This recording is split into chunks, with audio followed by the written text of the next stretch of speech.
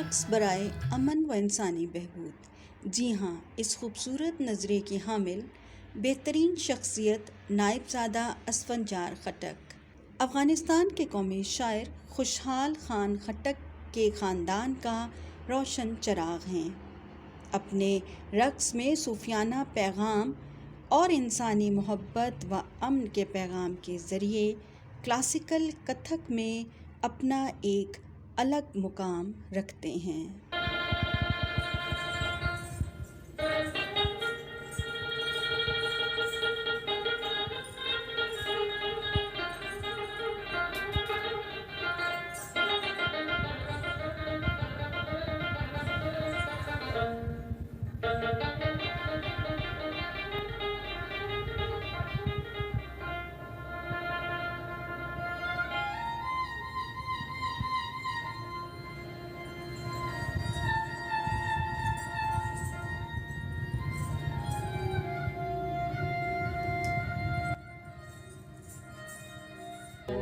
مغرب میں اگر ہم دیکھیں تو پشتونوں کے ادن کا جو سلسلہ رہا ہے یا اثر رہا ہے تو وہ ان کے رقص میں تصوف کے جو رقص ہے، درویشی رقص ہے، رومی رقص ہے، تو اس طرح یہ ہم اس کو اس طرح سے جوڑ سکتے ہیں۔ یعنی کہ آپ یہ کہنا چاہ رہے ہیں کہ مولانا رومی جو کہ خود بلخ سے تھے، یہاں سے وہ گئے روم کی طرف گئے، تو جو ان کا ایک یہ پشتون کا یہ انداز تھا، اس کے ساتھ ہی انہوں نے اس میں ماڈیفکیشنز آئی۔ جی بالکل، یعنی وہ ہم اس کو 100% پشتونوں کا انداز تو نہیں کہہ سکتے، چونکہ یہ سارے جو ہمارے یہ جو افغانستان کا خطہ ہے یا خراسان کا خطہ ہے، یہاں پہ اس طرح کے رقص ہوتے رہے ہیں، تو لیکن چونکہ وہ خاص طور پہ انہی جگہ پہ ان کا ایکسپوجر ہوا 10 سال کی عمر تک، تو وہ فارمیٹیو سال ہوتے ہیں جب آپ زیادہ سے زیادہ اثر لے رہے ہوتے ہیں دیگر تہذیبوں کا بھی اور دیگر اسی انداز میں پھر انہوں نے اور زیادہ اس کو انتہا دی۔ اور چونکہ ہمارے پٹھانوں کے رقص جو ہے اطن ہیں، اسی طرح نسل در نسل چلتے آ رہے تھے، تو ہمارے ان اطنوں میں اتنا فرق نہیں آیا۔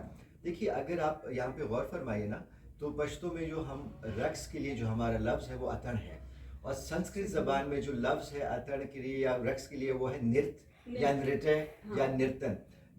نرتہ جو ہے وہ شدھ یعنی خالص رقص ہے، اور اس کی وجہ کیا ہے؟ اس وجہ تسمیہ کی کہ جو زرتشتی علاقہ تھا، یہ سارے آتش پرست پارسی لوگوں کا، تو یہ یہاں پہ جو سب سے قدیمی جو مطلب تہذیب تھی وہ یہی تھی، جو کہ پورے خراسان بشمول افغانستان اور اس خطے میں تھی، تو ان کی جو زبان تھی وہ اوستا تھی، اور اوستا کی قریب ترین جو زندہ زبان ہے وہ پشتو ہے۔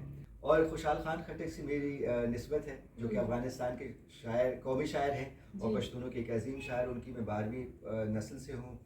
اور خوشحال خان خٹک نے فرمایا کہ شیخ دے منظر و جاکڑا زبر ڈاکے پیالے آخلا، شیخ دے منظر و جاکڑا زبر ڈاکے پیالے آخلا، ہر سڑے پیدا خپل خپل کال نہ رکھنا، شیخ نماز اور روزہ رکھے میں بھرے ہوئے پیالے پیوں گا، ہر انسان بنے اپنے اپنے کام کے لیے۔ یعنی خوشحال خان خٹک نے آج سے 350 سال پہلے یہ فرما لیا تھا کہ خدا نے ہر انسان کو منفرد بنایا ہے، ہر انسان کو ایک خاص مقصد کے لیے اس جہان میں بھیجا ہے، اپنے پیشن کو پہچانیے، اپنے شوق کو پہچانیے اور اس میں خدمت خلق کیجیے۔ کلاسیکی رقص سیکھے تو میں نے کہا کہ چونکہ میں افغان ہوں، پٹھان ہوں، پشتون ہوں، خٹک ہوں، اور پھر خوشحال خان خٹک کی 12ویں پشت سے ہوں، تو کیوں نہ میں خٹک شاعری کو، خوشحال خان خٹک کے فلسفے کو میں اپنے رقص میں لاؤں۔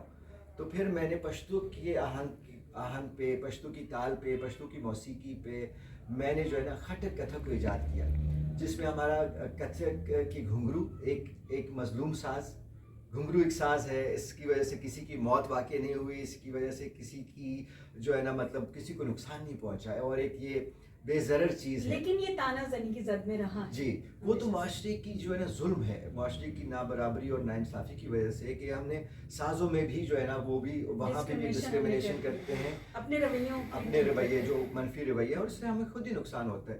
تو مظلوم ساز گھنگرو کو میں نے اپنایا، جو کہ کتھک کا اہم جزو ہے۔ پھر اس میں نے خٹک رقص کی تلوار، چونکہ وہ تلوار جو ہے نا ہمارا ہتھیار ہے، ہتھیار ہے منفی رجحانات کے خلاف جہاد کرنے کے لیے، اپنی حفاظت کے لیے۔ تلوار جو ہے وہ علم کی نشاندہی کرتے، آج کل سمبولزم ہے، استعارہ ہے کہ آپ کیسے آج کل کی جدید انفارمیشن ٹیکنالوجی کے دور میں آپ کیسے لڑ سکتے ہیں، میڈیا کے دور میں آپ کیا کچھ کر سکتے ہیں خدمت خلق کے لیے۔ اور اس میں جو لال رومال ہیں وہ تو امن کا پیغام ہے. کسی شاعر نے بہت خوب کہا ہے کہ ایک ہاتھ میں تلوار ایک ہاتھ میں رومال, وار کے بدلے وار اور پیار کے بدلے پیار. تو میں کہتا ہوں کہ پیار کے بدلے تو پیار ضرور ہونا چاہیے, لیکن وار کے بدلے بھی پیار ہونا چاہیے, چونکہ محبت نفرت کا جواب آپ صرف محبت میں دے سکتے ہیں. تو یہ ڈانس فار پیس جو ہے اور ڈانس فار پراسپیرٹی جو ہے یا رقص برائے امن جو ہے, اس کے لیے پھر میں نے غیر سرکاری تنظیم بنائی جس کا نام ہے ٹہری نواب دربار, جس کو آپ پیچھے ان اسٹینڈز میں دیکھ سکتے ہیں. ٹہری نواب دربار جی, یہ ایک نوابی ریاست تھی خوشحال خان کھٹے کی اولاد میں سے, جو کہ سن 55 تک تھی, اور یہ کرک اور کوہاٹ کے اضلاع پر مشتمل تھی اور خٹک قوم کی سرداری تھی. خانزادہ صاحب, آپ کو کچھ چیلنجز بھی فیس کرنا پڑے اس میں؟ جی بالکل, اس سفر کے بیچ میں پاکستان میں بالکل بہت زیادہ. وہ کہتے ہیں نا کہ ایک آگ کا دریا ہے اور ڈوب کے جانا ہے, اسی کے طرح کی صورتحال تھی میرے ساتھ. ہم لوگ 1986 میں ہمیں اپنے والد محترم لے آئے تھے اسلام آباد, تو میں نے بیکن ہاؤس سے پڑھا, او لیول اے لیول کیا. تب بھی میں رقص کرتا تھا, لیکن تب جو تھا وہ شوق کی حد تک تھا. ماسٹرز میں نے کامسیٹ یونیورسٹی سے کیا ہے, ایم ایس کیا ہے اس میں مینجمنٹ سائنسز میں. اس سے پہلے میں نے بی بی اے کیا تھا. تو پیشن آپ کا اتنا انلائٹر اور اسٹڈیز آپ کی جو ہے وہ اکنامکس میں. جی, تو وہ تو یہ تھا کہ بس ایک سلسلہ چل رہا تھا. تو پھر اے لیول کے دنوں میں نے کلاسیکی کتھک سیکھنا شروع کیا.